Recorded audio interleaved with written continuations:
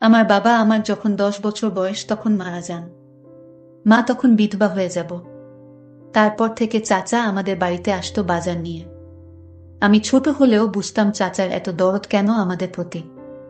একদিন রাতের দৃশ্য দেখে আমার এমন মনে হলো যে আমি এ পৃথিবী ছেড়ে চলে যাই। তাহলে মূল গল্পটা বলি। আব্বা মারা যাবার 4 মাস না যেতেই হেলিম চাচার আমাদের বাড়িতে রোজ যাতায়াত শুরু হয়েছে। চাচা আসলেই মা ভাত বসাতেন বা চায়ের পানি চড়াত। চাচা আসার সময় হাতে করে বাজার নিয়ে আসতো, ব্যাগ ভর্তি বাজার। মা ওনার হাত থেকে বাজারের ব্যাগ নিয়ে নরম কণ্ঠে বলে উঠতেন, ঘরে গিয়া বসেন, আমি চায়ের পানি চড়াই। মায়ের নরম কথায় হেলিম চাচা হাসি দিত। এ হাসির অর্থ আমার তখনও জানা ছিল না। বয়সটা কম আমার, 10 বছর হবে। সব জিনিস এতটা না বুঝলেও শুধু এতটুকু বুঝতাম হেলিম চাচা আমাদের সাহায্য করছেন। না হলে প্রতিদিন আমার জন্য লজেন্স আনবেই বা কেন? আমি বস্তির ওই ঘরটাতে থাকলে উনি আমার হাতে লজেন্স হাতে দিয়ে বলতেন, নে রাসেল, লজেন্স খা। আমিও হাসি মুখে লজেন্স নিয়ে বাইরে ছুটতাম। মা আমার দিকে তাকিয়ে থাকত। দুটো লজেন্স পেলে একটা ফাহিমকে দিতাম, আরেকটা আমি খেতাম। ফাহিম আমার বন্ধু। তার বয়স মাত্র 9 বছর। একটা থাকলে সমান সমান ভাগ করে খেতাম। ফাহিম আমার ছোটবেলার বন্ধু, অনেক ভালো বন্ধু। দিনের অনেকটা সময় আমরা স্টেশনে কাটাই, ভাঙড়ি জমাই, ট্রেন আসলে কুলির কাজ করি, কখনো কখনো বাদাম বুটো বেচি। এই স্টেশনে অনেকের সাথেই সখ্যতা, কিন্তু ফাহিমের সাথে সখ্যতা আমার ছোট থেকেই। ফাহিমের বাবা মা নেই, আমাদের বস্তিতে ওর বুড়ি নানির সাথে থাকে। রাসেল বলতে শুধু ওই বুড়ি নানিই সব। স্টেশনের পাশেই বস্তি। এ জীবন কেমন তা সভ্য জগতের মানুষের উপলব্ধি করা সম্ভব নয়। সভ্য সমাজ যা জানে তার ছিটে ফোটাও আমাদের সাথে মেলে কিনা সন্দেহ। হ্যাঁ, আমরা টোকাই, আমরা কুলি, আমরা ফেরিওয়ালা। আমরা সভ্য সমাজের মানুষের মতো অত শিক্ষিত নই। আমরা দুবেলা পেট পুড়ে খেতে পেলেই খুশি হই। আজকে ভাঙনি বেশি পাইনি, যা পেয়েছিলাম তা খুব কম। মহাজন টাকাও বেশি দেয়নি, 10 টাকা দিয়েছে। ফাহিমের সাদা মুখটা আজ কালো হয়ে গেছে। সেও বেশি কিছু পায়নি। বাড়িতে কি নিয়ে ফিরবে এটা ভেবে কষ্ট পাচ্ছে। কুলির কাজ করেও শান্তি পায় না। আমাদের দিয়ে কেউ কেউ কাজ করায় না, আমরা নাকি ছোট। আবার কেউ বড় বড় সুটকেস মাথায় চাপিয়ে 2 টাকা 3 টাকা দিয়ে চলে যায়। এরাই তো সভ্য সমাজের মানুষ। কষ্ট লাগে খুব, ঢের কষ্ট নে, তুই এ 10 টাকা নে। ফাহিম আমার দিকে একবার তাকায়, আরেকবার টাকার দিকে তাকায়। কি ভাবছিস? নে ধর, চাচি তোকে বকবে রে। আমি হাসি, হেসে বলি, মা আমাকে এখন আর বকে না রে। ওই হেলিম চাচা আছে না, উনি আমাদের ব্যাগ ভর্তি করে বাজার করে দেয়। আচ্ছা, উনি কেন ব্যাগ ভর্তি করে বাজার করে দেয়?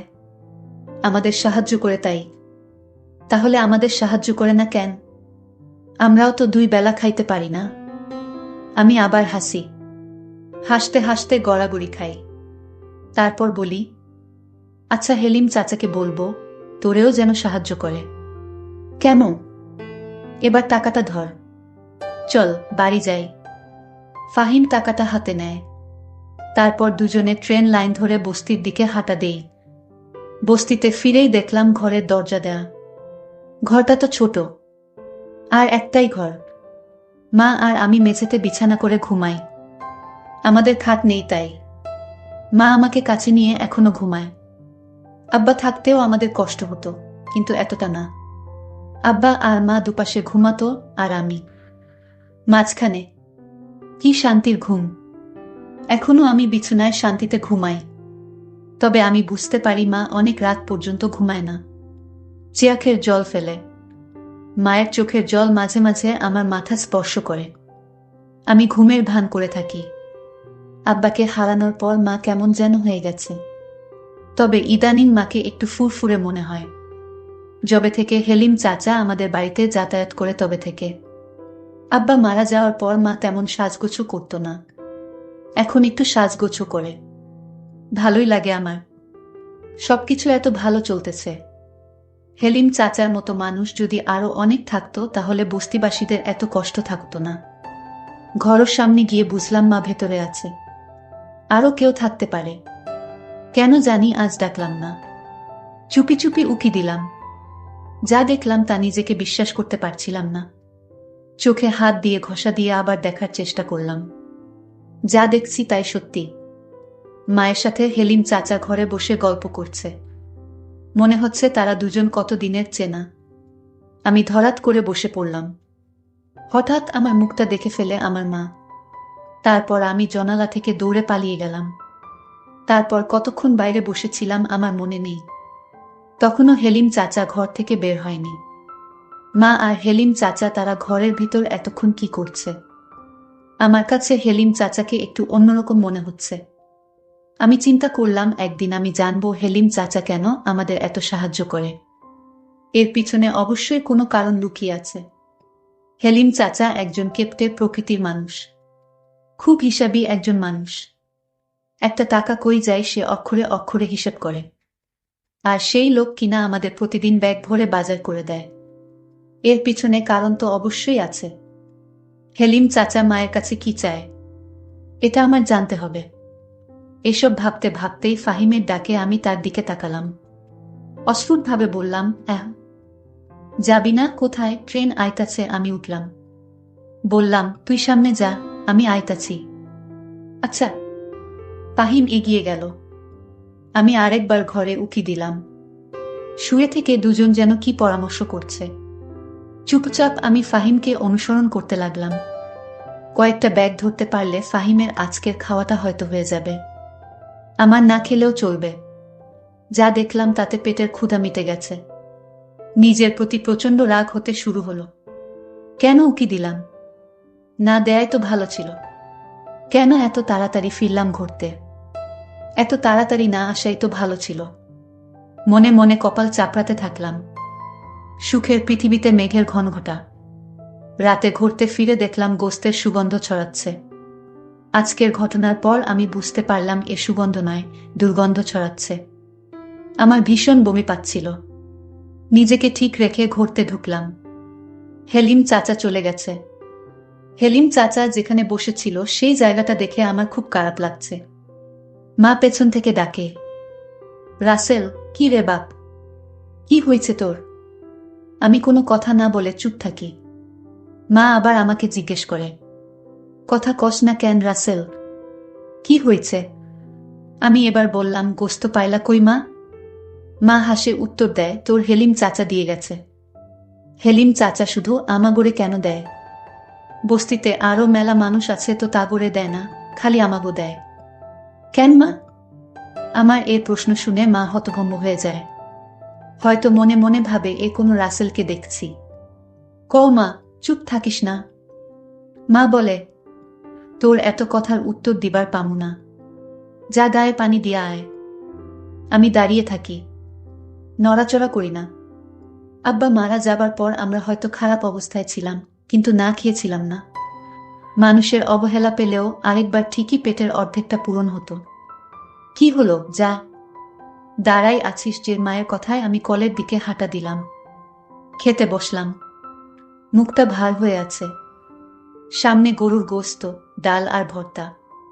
আমি শুধু ডাল আর ভর্তা নিলাম। মা অবাক হয়ে জিজ্ঞেস করল, গোস্ত নিলি না বাপ? আমি স্বাভাবিকভাবে বললাম, না মা। কেন? তোর না গরুর গোস্ত মেলা পছন্দের। সেই জন্য তোর হেলিম চাচাকে গোস্ত আনতে কইছিলাম। নে খা, আমি দিতেছি। মা গোস্ত দেওয়ার জন্য চামচে গোস্ত তুলে আমার পাতের দিকে ধরল। আমি প্লেটটা সরালাম। কি হইল বাপ? নে না মা, খামো না। আইজ ভাল লাগতাছে না। কি হয়েছে তোর? আইজ এমন করতাছস কেন? জ্বর আসছে নাকি? দেখি। মা আমার দিকে হাত বাড়ায়, আমি হাত সরিয়ে দেই। মা, তুমি আমায় ধরবে না। মা, হেলিম চাচারে আর গোস্ত আনতে কইও না। আমার ভাল লাগে না গোস্ত। আমার আজকের কথাবার্তা শুনে মা কিছুটা অবাকই হয়েছে। আমি তার দিকে তাকাইনি। শুধু ডাল আর ভর্তা দিয়ে চুপচাপ ভাত খেয়ে শুয়ে পড়লাম। আমি গোস্ত খেলাম না বলে মাও খেল না। আমার পাশে শুয়ে পড়ল। আজকে আমাকে আর মায়ের ঘরে থাকতে দিল না। কইলেও না করে দিতাম। সারা রাত আমার চোখে ঘুম নেই। শুধু হেলিম চাচা আর মায়ের জন্য বাজার আরও কত কিনিয়ে আসে। আমি এর মানে বুঝতে পারলাম না। আমার বয়স 10 হলে কি হবে? আমি তো কিছু হলেও বুঝি। এমন না যে আমি কিছুই বুঝি না। আমি এসব ভাবতে ভাবতে ঘুমিয়ে গেলাম। সকাল সকাল ঘুম থেকে উঠে স্টেশনের দিকে হাঁটা দিলাম। এখনো স্টেশনের মানুষ সেভাবে জাগেনি। ট্রেন আসতেও দেরি হবে হয়তো। আমি অস্পষ্ট আলোতে ট্রেন লাইনে বসে পড়লাম। পেটটা ক্ষুধায় চোচো করছে। রাতে ঘুম হয়নি, জেগেছিলাম বেশিরভাগ সময়। শরীরটা ক্লান্তও লাগছে। মনের মধ্যে রাগ যেন ফুসলে উঠছে। নিজেকে নিয়ন্ত্রণ করতে কষ্ট হচ্ছে। আস্তে আস্তে রোদ উঠছে। দু একজন করে লোকের আনাগোনা চলছে। রোদের ঝিলিক গায়ে লাগতেই অসম্ভব ভালো লাগা কাজ করছে। গতকাল ওই ঘটনার পর এই প্রথম ভালো লাগছে। হঠাৎ কার যেন স্পর্শ অনুভব করলাম। পেছনে ফিরে তাকালাম। মা! কি রে বাপ, সকাল সকাল এখানে কি করস? এ কথা বলে মা আমার পাশে বসে পড়ল। আমি নিজেকে নিয়ন্ত্রণ করার চেষ্টা করছি, যাতে মা কিছু বুঝতে না পারে। কে যেন বলেছিল, মা খারাপ হলেও সে মা। মায়েদের কাছে তাদের সন্তানরা রাজপুত্র। আমি জানি মা আমাকে কতটা কষ্ট করে মানুষ করছেন। হঠাৎ বাবার মৃত্যুটা আমাদের ভীষণভাবে কষ্ট দিয়েছে। মাকে আমি ভালোবাসি, খুব ভালোবাসি। আমি মায়ের দিকে তাকালাম। সকাল সকাল ঘুম ভাঙল, তাই এইখানে বইসা আছি। তুই এইখানে কি করিস মা? মা হেসে বলল, তোকে বিছানায় পাইলাম না। ভাবলাম কই গেল পোলাটা। কই আর জামু মা? আমার তো যাওনের জায়গা নাই। মা আমাকে জড়িয়ে ধরে হুহু করে কেঁদে উঠল। বলল, এমন কথা কইস বাবা? তুই যে আমার বাপ। আমার বাপ মরার পর তুই আমার সব, আমার দুনিয়া। মা তুই বাড়িতে যা। ট্রেন আইতাছে। দেখি কেউ কান দেয় কি না। মা আমাকে ছেড়ে দিয়ে বলল, তাড়াতাড়ি বাড়ি আয় বাপ। চাল ভেজে চা করি। আচ্ছা মা। মা চলে গেল। আমার মনটাও নরম হয়ে গেল। মা তো মাই হয়, মায়ের কাছে দুনিয়ার সব কিছু মিথ্যা। মা এমনই একজন যার মুখের দিকে তাকালে সব কষ্ট যন্ত্রণা ভোলা যায়। ট্রেন আসলো। আমি দৌড়ে গেলাম। যাত্রী আছে কিছু। কয়েকজন ভদ্রলোক নামছে। আমি এগিয়ে গেলাম। স্যার, সুটকেস, ব্যাগ ধরতে হইব। কালো কোট প্যান্ট পরা লোকটা বলে উঠল, পারবি তুই? অনেক ওজন কিন্তু। আমি হেসে বললাম, পারমু স্যার। এটাই তো আমার কাম। আমার কথা শুনে সুটকেসটা মাথায় তুলে দিল। আরেক হাতে আরেকটা ব্যাগ। আমি ওনাদের সাথে সাথে যাচ্ছি। স্টেশন থেকে বেরিয়ে দেখলাম একটা গাড়ি, 4 চাকার গাড়ি। খুব সম্ভবত সাহেবদেরকে নিয়ে যাওয়ার জন্য এসেছে। এখানে রাখো। আমি দাঁড়িয়ে পড়লাম। আমার মাথা থেকে সুটকেসটা নামিয়ে নিয়ে বলল, নাম কি তোর? রাসেল। দারুণ তো। কয় টাকা দেয়া লাগবে? বিসমিল্লাহতে আপনি আইছেন, যা দেবেন তাই নিমুখ। লোকটা হাসল। হেসে বলল, যা দিব তাই? জি স্যার। একটা 5 টাকার কয়েন দিয়ে বলল, চলবে তো? আমি মনে মনে লজ্জা পেলাম। লোকটা হয়তো বুঝতে পারল। আমার হাত থেকে কয়েনটা নিয়ে 50 টাকার একটা নোট দিয়ে বলল, নে, এটা রাখ স্যার, আমার কাছে তো ভাঙতি নাই। পুরোটাই রাখ। আর কখনো বলবি না যা দেবেন তাই নেব, না হলে ঠকবি, বুঝলি? আমার মাথা নাড়ালাম। লোকটা তার ফ্যামিলিকে নিয়ে গাড়িতে উঠে চলে গেল। আমি 50 টাকার কড় করে নোটটার দিকে তাকিয়ে দেখলাম। স্টেশনে আসতেই আরেক সাহেবের ডাক আসলো। আমি দৌড়ে গেলাম। স্যার, কিছু ধরতে হইব। হ্যাঁ, এ সুটকেস দুটা নে। সুটকেস দুটা আমার মাথায় চাপিয়ে দিল। বেশ ওজন ছিল। আমি লোকটাকে অনুসরণ করতে লাগলাম। ওনার সাথে একজন মহিলা, সম্ভবত ওনার স্ত্রী। রাস্তার দিকে আসার পর লোকটা একটা ট্যাক্সি ঠিক করল। ততক্ষণ আমি সুটকেস নিয়ে দাঁড়িয়ে মনে মনে ভাবলাম, কতক্ষণ নামাতে পারলেই বাঁচি। সুটকেস দুটো নামিয়ে উনি আমাকে 10 টাকার একটা নোট ধরিয়ে দিয়ে বলল, নে। আমি টাকাটা হাতে নিয়ে বললাম, আর 10 টাকা দেন স্যার। কম হয়ে যায় তো। আর 10 টাকা মানে? একটা সুটকেট 10 টাকা, দুইটা সুটকেট 20 টাকা। 10 টাকা দিচ্ছি, এটাই বেশি দিচ্ছি। যা ভাগ। লোকটা কর্কশ কণ্ঠে বলে উঠল। আমি নরমস্বরে বললাম, স্যার ঠকানো হয়ে যায়। এ কথা শুনে আমাকে তাকপর দিয়ে বলল, পাজি ছেলে, মুখে মুখে তর্ক করিস। 10 টাকা দিচ্ছি, এটাই বেশি। এ কথা বলেই উনারা ট্যাক্সি করে চলে গেল। আমি মাটিতে পড়ে চেয়েই থাকলাম। গা ঝাড়তে ঝাড়তে ভাবলাম, দুজনের মাঝে কত ব্যবধান। একজন কত বিনয়ী, আরেকজন কত বাজে লোক, অথচ দুজনই কোট টাই পরা। আল্লাহর এই দুনিয়ার কত খেলা যে চলে তার শেষ নেই। বাড়িতে ফিরে দেখলাম ফাহিম মায়ের পাশে বসে আছে। মা চাল ভাজে। আমি তাদের পাশে বসে পড়লাম। ফাহিমকে বললাম, সকাল সকাল তুই? ফাহিমের মুখটা কালো হয়ে গেল। মনমরা হয়ে বলল, দাদির জ্বরটা বাড়ছে, বিছানা থাকি উঠবার পারে নাই, ক্ষুধাও লাগছে। ফাহিমর কথায় মা বলল, দুপুরবেলা এখানে ভাতও খাইস ফাহিম, জেঠাইমার জন্য নিয়াও যাইস। ফাহিম এবার একটু স্বস্তির নিঃশ্বাস ফেলল। আচ্ছা চাচি। চা আর চাল ভাজা খেয়ে ফাহিম সহ স্টেশনের দিকে ছুটলাম। কিছুক্ষণ পর ফাহিম বলে উঠল, তোর পেছনে ধুলা কেন? আমি পেছনে ফিরে তাকালাম। দেখলাম সত্যি সত্যি অনেক ধুলো। ঝাড়তে ঝাড়তে বললাম, এক সাহেব বেটায় ধাক্কা দিয়ে ফেলে দিছে। ধাক্কা মারছে কেন? 2টা সুটকেস জন্য 10 টাকা দিচ্ছিল, 20 টাকা চাইতে ধাক্কা মারল। ফাহিমর মনটা খারাপ হয়ে গেল।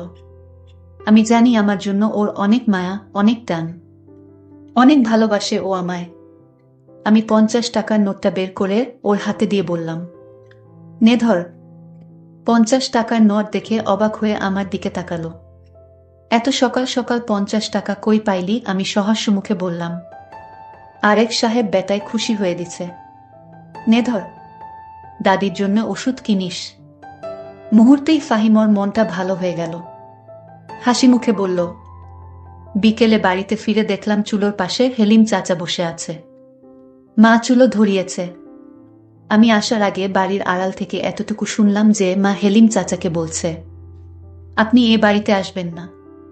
মাইনসের কথা শুনতে হয়, মাইনসি কি তেরে ভাত দেয় পারুল? পারুল আমার মায়ের নাম। তাও হেলিম চাচা বলল, চল কাজী অফিসে, তোকে বিয়ে করে ফেলি, রানী করে রাখব তোকে। আমার বিয়ের ইচ্ছা নাই। তাইলে কি বিধবা হয়ে থাকবি? এ কথা শুনে মা চমকিত হয়ে গেল। হেলিম চাচার দিকে বিষণ্ণ দৃষ্টিতে তাকালো। মায়ের এ চাহনি দেখে আমার মায়া হলো, বড় মায়া। হেলিম চাচা বলে উঠল, বিয়া করতে চাইতাছি, তাও তোর হয় না? নাকি আমার বাড়িতেও আমার আরো বউ আছে, যে তোরে সুখে রাখবো না? তাহলে আমার রাসেলের কি হবে? রাসেলকে নিয়া ভাবিস না, ওই তো আমার পোলার মতো। এই কথা শোনার পর আমার মেজাজটা খারাপ হতে লাগলো। বাড়িতে কিভাবে যাব সেটা নিয়ে ভাবতে লাগলাম। যাব কি যাব না সেটা নিয়ে দোটানায় পড়ে গেছি। শেষ পর্যন্ত গেলাম। আমাকে দেখে হেলিম চাচা বলে উঠল, আরে বেটা, কি খবর? কাম কাজ সব ভালা তো? ভালা। মিছেমিছি বাড়িতে ঢুকে কিছুক্ষণ পর বের হয়ে আসলাম। বাইরে লোকটা মায়ের সাথে তার ব্যবসা নিয়ে কথা বলছিল। আমি জানি আমি না থাকলে অন্য কথা বলতো। এখন বাজে লোক মনে হয় তাকে। আমাকে দেখে বলল, নে লজেন্স খা।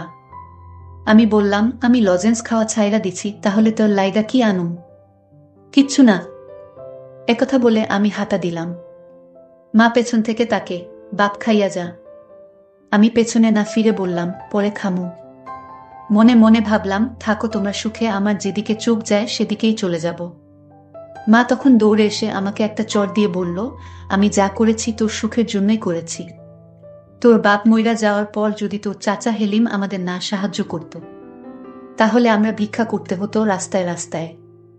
আর তোর চাচাকে তুই যেরকম খারাপ ভাবিস সে ততটা খারাপ না। তুই মাঝে তোর চাচা আর আমাকে রুমে দেখতে পেয়ে বাজে ভাবে নিছিস। আসলে তোর চাচা তোর বাবার স্মৃতি নিয়ে আমার সাথে কথা বলতো আর আমাকে সান্ত্বনা দিত। আল্লাহ যা করে তা ভালোর জন্যই করে। তোর হেলিম চাচা আমাদের পাশে না থাকলে যে আমাদের কি হতো? বাপ, তুই রাগ করিস না।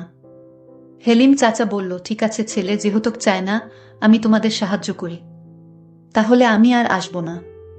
আমার তো বউ সন্তান কিছু নাই। ভাইজান মারা যাওয়ার পর আপন বলতে আপনি ছাড়া আর কেউ ছিল না। আমি তোমার নামে আমার সমস্ত সম্পত্তি লিখে দিয়েছি। তোমরা মা ছেলে ভালো থাকো। আমি চলে যাই। মা তখন আমাকে বলল, বাপ, তুই যেদিন তোর চাচাকে আমার ঘরে দেখে সন্দেহ করেছিলি, ওই দিন তোর চাচা আর আমি পরামর্শ করে আমার নামে সমস্ত কিছু লিখে দিয়েছে তোর চাচা। আমি নিহে চাইনি। তোর চাচা বলল, আপনি আর রাসেল ছাড়া কি আছে আমার, আমি আপনার নামে সমস্ত সম্পত্তি লিখে দিলাম। আর তোর চাচা তো তোর বাপের আপন ভাই, তাহলে তার সাহায্যে পেলে ক্ষতি কি? চাচা তো বাপের সমতুল্যই। তুই আমাদের যেরকম ভাবছিস আমরা আসলে তেমন না, এটা তোর ভুল ধারণা বাপ। আমি কোনো পাপ করিনি। মায়ের কথা শুনে আমি হেলিম চাচাকে জড়িয়ে ধরে কাঁদতে শুরু করলাম আর বললাম, চাচা, আমি তোমাদের ভুল বুঝেছিলাম, মাফ কইরা দিও আমায়। বন্ধুরা, গল্পটি কেমন লাগলো তা কমেন্ট করে জানাবেন। ধন্যবাদ।